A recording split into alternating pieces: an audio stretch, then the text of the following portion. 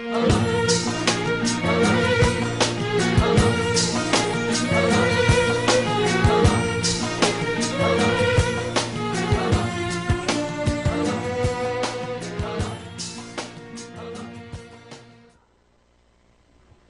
is a direct relationship in this country between how many businesses you own and how poor you're going to be as a group.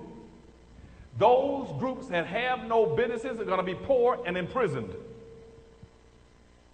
It is not the government's responsibility to help you do anything. The government's responsibility and the police department's responsibility is to put you in jail and keep you out of the way. When you have a Katrina situation, which on one of my videos, I started talking about Katrina 7 to 8 years before it even happened.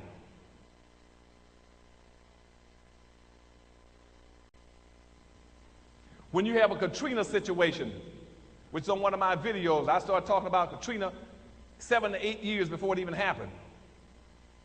It must have been almost 10 years before that was happening to Katrina. They got me crying on the video and they wouldn't take it out. But the video telling me what's going to happen in that city, because the poverty rate was so high, 82% poverty rate in New Orleans before Katrina even hit. And nobody was concerned and understand that if you don't have any businesses, you're going to be poor. The reason black people are the poorest people in the United States is because we don't own businesses. Now watch this now. In this country, in America, the group with the highest income in America today are Asians. The median family income for an Asian in America is $55,000 for a median family income. Y'all follow this along, so when long after I've left you this evening, you'll never forget this as long as you live. The median family income from an Asian is the highest in the United States at the end of the group, $55,000. Underneath them are whites. The median family income from a white person is about $53,000 to $54,000. The median family income for these Hispanics that you're also worried about and getting them into the country are over blacks. They're at $32,000 and $33,000. The median family income for black people is $19,400. Now, why are black folk on the bottom in income? Here it is now. Asians got a $55,000 income, median family income over here. Here's why they got that income. 1 out of every 10 Asians are in business. Again, $55,000 income, they're at the top. 1 out of 10 are in business. Let's go down to the next level. You got whites now over here. Whites at $53,000 to $54,000 income in that general range. They got 1 out of every 34 in business. Hispanics got 1 out of 54 in business. Black folk at the bottom with 1 out of 104. If you don't have any businesses, you're going out of existence. Why is that now? It's because all you're doing is working for a living. We're the only people that encourage our children to go off and get a good education and go get a good job. No other group of people tell their children that. No other group is that silly to tell their children, go off and get a good education and then go get yourself a good job working in a white company someplace.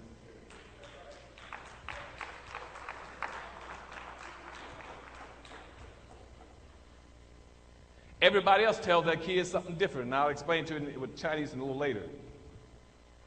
We're the only people that don't encourage our children to start businesses.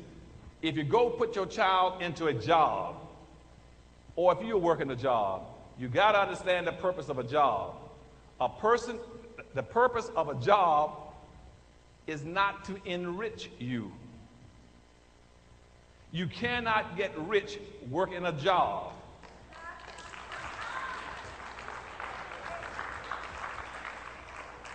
The only way you can get rich working a job is if you're good at stealing.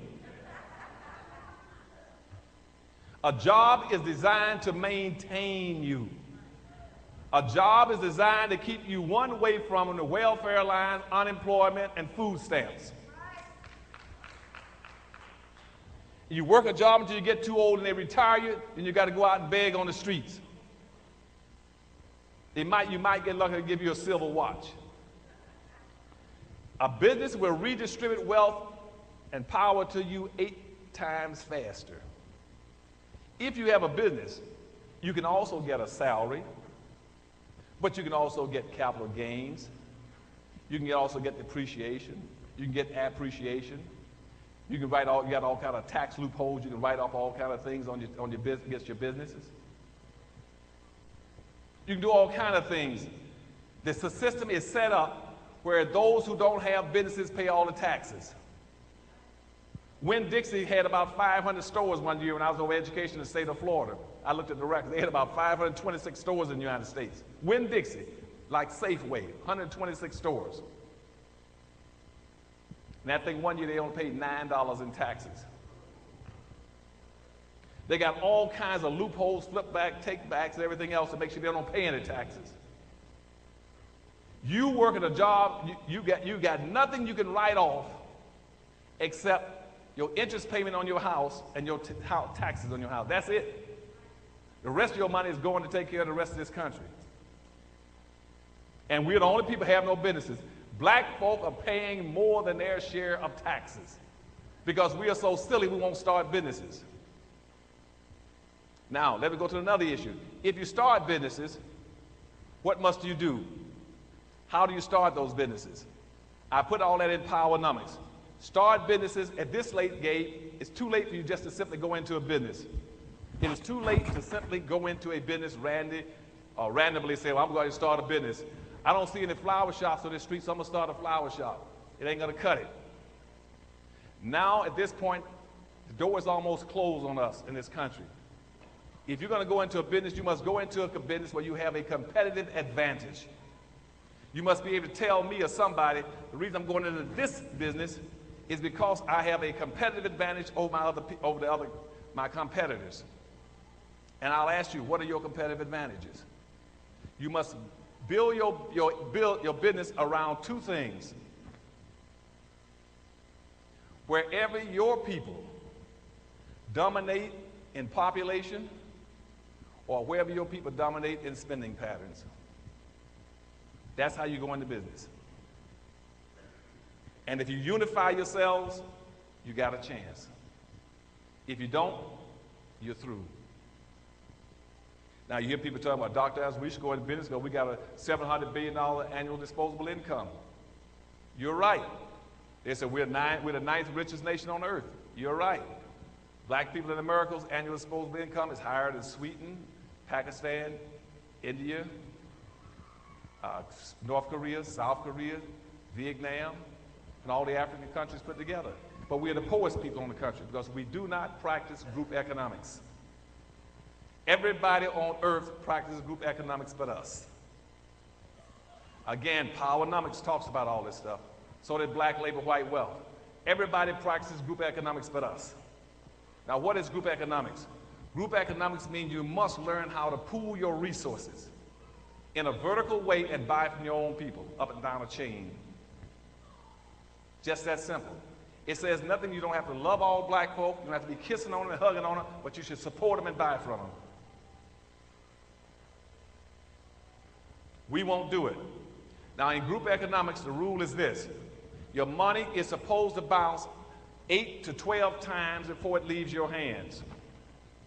It's supposed to bounce 8 to 12 times before it leaves your hands or leaves your race. That means that if you got $1 in your pocket right now, that dollar should go to another black person and another black person, another black person, another black person, another black person, another black person, to it pass it through 8 to 12 times before it leaves and go to a non-black hand. In America, Hispanic money bounces 6 to 7 times. Hispanics in America right now that you're all competing with, they spend their money to their own people 6 to 7 times before it leaves a Hispanic hand. White money bounces 8 to 12 times. Arab and Asian money bounces 13 to 14 times. Jewish money bounces 18 times. Black money doesn't bounce once. As soon as a black person gets paid, he'll run over you trying to get to a non-black business to spend it. As soon as right now, if you were out on the street, every black dollar right now in Baltimore is going into a non-black hand right now. They're committing suicide.